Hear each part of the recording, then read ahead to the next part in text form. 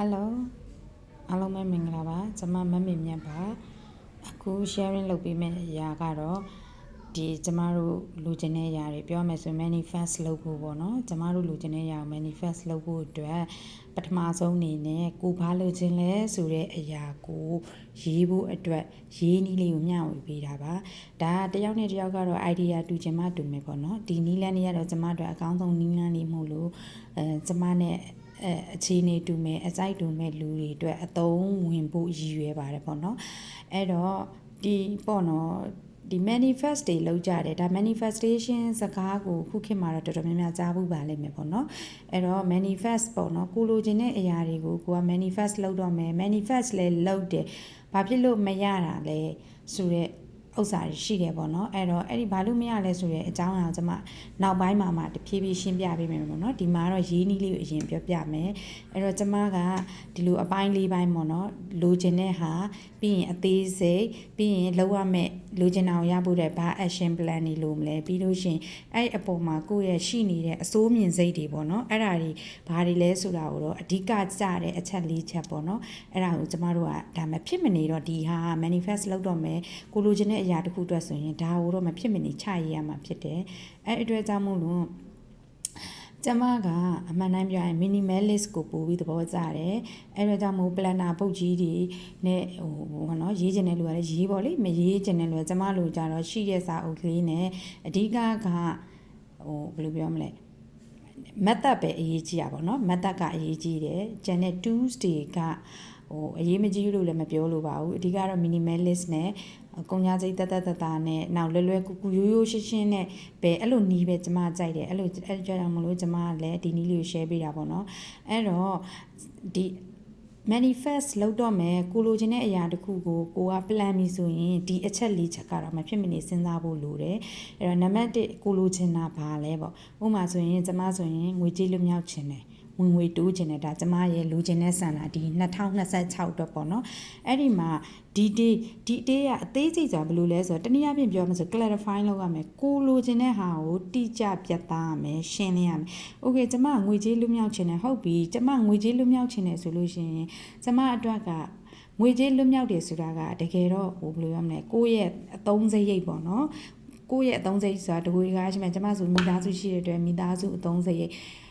ခလေးအသုံးစရိတ်ထားပါတော့နှစ်ဖက်မိဘစရိတ်နဲ့ဆိုရင်ကျမတစ်လောက်30ဆိုရင်ဒီ30ကကျမအတွက်လုံလောက်ရှိနေရမယ်ရမယ်ကျမအကျွေးမရှိရဘူးပြီးလို့ရှိရင်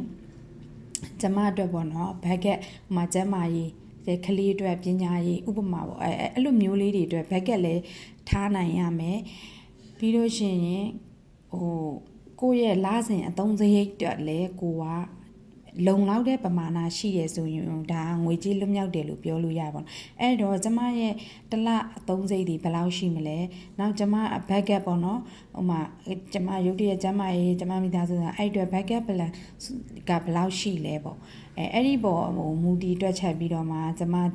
ရဲ့တစ်လဝင်ငွေဒီ300နဲ့300ကြားဆိုပြီးတော့ကျမသတ်မှတ်လိုက်တယ်minimum တော့100ရချင်တယ်ပေါ့နော်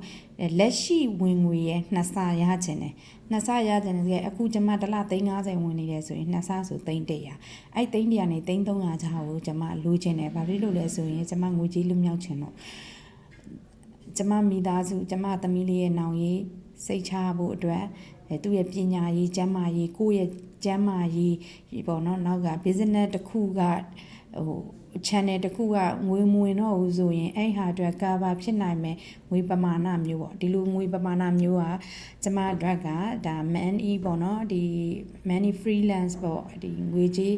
financial freelance ပေါ့အဲ့လိုမျိုးဖြစ်ဖို့အတွက်ကြတော့ကျမအတွက်တစ်လ300နဲ့300ကြားကျမလိုချင်တယ်ဒါဒီကျမအတွက်ဒီ day မှာကျမတိကျကျပေါ့နော်ကျမငွေကြေးဘယ်လောက်လိုချင်လဲဆိုတာကိုကျမတိကျကျရေးထားတယ်နောက်တစ်ခုဟုတ်ပြီကျမဒီပတ်စံလေးလိုချင်တယ်ဆိုကျမထိုင်ဆူတောင်းနေလို့မရဘူးကျမ action နေနဲ့ဘာလုပ်ရမလဲဆိုရင်ကျမလုပ်ရမယ့်အချက်ကအဓိကဒီနံပါတ်1ကလက်ရှိလုပ်ငန်းတွေအတွက်ဖောက်တဲ့အသစ်ရှာအောင်ရှာရမယ်ဖောက်တဲ့အသစ်မရှာဘဲနဲ့ရောင်းအားအသစ်ကမတိုးနိုင်ဘူးပေါ့နော်နောက်တစ်ခုကလိုအပ်တဲ့အသိပညာအတတ်ပညာတွေလည်းကျမထပ်ဖြည့်ဖို့လိုတယ်ကျမ marketing ပိုင်းလိုမလား sales ပိုင်းကိုလိုမလားစင်းစရာပိုင်းဒါမှမဟုတ်ရင်ဒီမှာ ကျမတို့လိုအပ်တဲ့ခြားပညာရက်တွေပေါ့နော်အဲ့ဒါတွေကျမလုပ်ဖို့လိုတယ်နောက်တစ်ခုက digital ဒီငွေကြေးလွတ်မြောက်မှုအတွက်ဆိုရင်ကျမအနေနဲ့စဉ်းစားတာ money channel တခုတည်းနဲ့မရဘူး Nate channel တွေထက်ချက်ရမယ်အဲ့အတွက်ကျမက digital platform ကနေလည်းငွေရှာခြင်းတယ်ပေါ့နော်ဒါကျမလုပ်ရမယ့် action plan ပေါ့အဲ့ဒီမှာတကယ်ကျမကဘာလို့ချင်တာလဲသိပြီးဘလောက်လိုချင်တာလဲဆိုတာလေတိတိကျကျကျမရေးထားပြီးကျမဘာလုပ်ရမလဲဆိုတာလည်းသိလာပြီဟောအဲ့ဟာဒီအတွက်ကိုကျမမှာလုံနိုင်တဲ့ယုံကြည်မှုဗာပြီးရင်ဒီပေါ်မှာကျမရဲ့စိတ်အားထက်သန်မှုဘလောက်လဲဆိုတာကိုဒီအစိုးမြင်စိတ်တွေကိုကြည့်လိုက်တာနဲ့ကျမသိနိုင်တယ်ပေါ့နော်အဲ့တော့ကျမမှာအစိုးမြင်စိတ်ရှိလားလို့ကြည့်လိုက်တဲ့အချိန်မှာကျမနည်းနည်းစိုးရိမ်တာရှိတယ်ငါလုံနိုင်ပါမလားပေါ့ဟိုမှာဖောက်တဲ့အသစ်ရှာဖို့ပေါ့လုံနိုင်ပါမလားဆိုတဲ့အတွေးလေးဖြစ်တယ်ပေါ့အဲ့တော့အဲ့အတွေ့ကိုကျမဘလို့ကြော်လွှားမလဲပေါ့ဒါက next ပေါ့နော် next မှာကျမပြန်ရှင်းပြမယ်sharing လုပ်ပေးမယ်ပေါ့နော်ရှင်းပြတဲ့အဓိကအားဖြင့်အခုဒီမှာ sharing လုပ်ချင်တာကကို plan တစ်ခုချမယ်ကိုအတွက် manifest တစ်ခုလုပ်တော့မယ်ဆိုလို့ရှိရင်ဒီအချက်၄ချက်ကိုမဖြစ်မနေစဉ်းစားပါနံပါတ်1ကိုလိုချင်တာကိုသိရမယ်နံပါတ်2ကဘာလိုချင်တာလဲဘယ်လောက်လိုချင်တာလဲဘယ်လိုပုံစံမျိုးလိုချင်တာလဲဆိုတာကို detail ပိုသိရမယ်တိကျကျပြတ်သားရေးထားရမယ်ပြီးရင်အဲ့အတွက်လှုပ်ဆောင်ရမယ်အချက်လက်တွေချရေးလိုက်မယ်ပြီးလို့ရှိရင်အဲ့ဒီပုံမှာရှိနေတဲ့ belief mindset လို့လည်းခေါ်တယ်ဘယ်လိုပြောရမလဲဆိုတော့အဲ့ပေါ့ negative mindset ပေါ့နော်အဲ့ဒီဟာတွေလည်းရှိတယ်ပေါ့နော်အဲ့တော့ဒီဟာကိုတော့မဖြစ်မနေစဉ်းစားပြီးတော့ရေးပါမသိတာများရှိတယ်ဒါမှမဟုတ်ရင်သိချင်တာများရှိရဲဆိုရင်လည်းအချိန်မရွေးကျမရဲ့ TikTok Messenger TikTok chat box Facebook chat box ကနေလည်းမေးလို့ရပါတယ်ကျမရဲ့ review me ကိုလည်းကျမက YouTube မှာတင်ထားပါတယ် review me စာအုပ်လေးလည်းထုတ်ပါတယ်အရင်ဆုံး2026အတွက် plan မချခင်2025ကို review me ပြန်လုပ်ပါ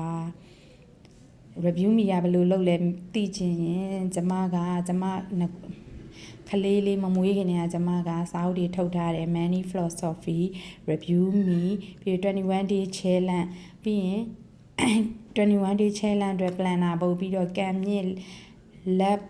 က်ဖွင့်စွမ်းအင်မြင့်ဆိုပြီးတော့စာအုပ်ရကျမ၄အုပ်ထုတ်ထားပါတယ်အဲ့ဒီကနေကျမ review မိစာအုပ်မှာကျမကဒီကိုယ့်ရဲ့ past life ပေါ့နော်ဒီ past year ကို